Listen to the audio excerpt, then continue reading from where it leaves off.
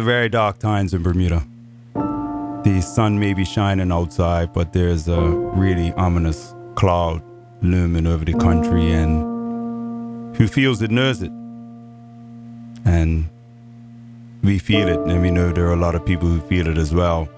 We're experiencing a pandemic that should to have led to loud cries for us to come together, because unity is strength.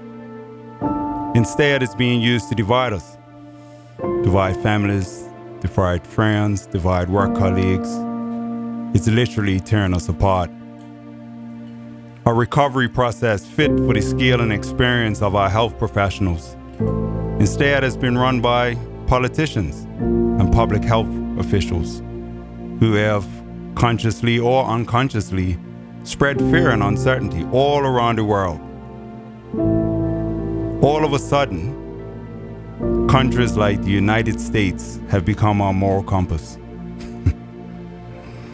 leading the way with targeted ad campaigns, PR stunts, and appearances made by formerly well-respected public figures, key influencers, paid actors, even doctors and physicians who have been used to coerce our people. Prize giveaways, raffles, vouchers, money, travel, hotel stays, even herb has been used as an incentive.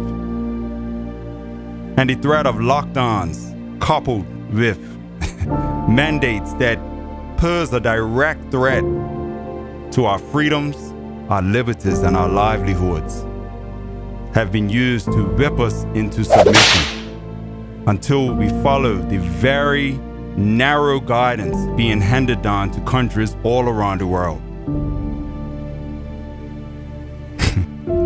Despite the absence of morality, clear breaches in ethics, and the creation of conditions that make informed consent all but impossible, anyone who questions anything or anyone who shares views other than the status quo narrative finds themselves censored, targeted, and attacked by governments and the media with the intent to damage their credibility. Where is the openness and objectivity? Where are the conversations? Where is the collaboration? And where is the data and rationale to support our current approach? It's very difficult to make sense out of any of this. And for anyone who is really analyzing the data, it just doesn't add up.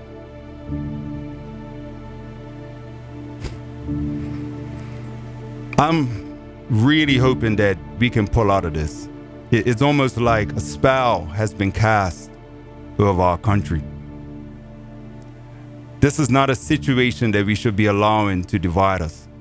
We have to rise above this. We're fighting each other when we're not even each other's enemies. We've misplaced, right, our energies on targets that are not real.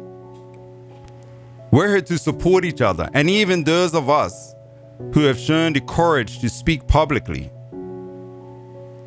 We are here in an effort to bring us together. Mm-hmm. Our efforts, rather than to condemn, are to encourage.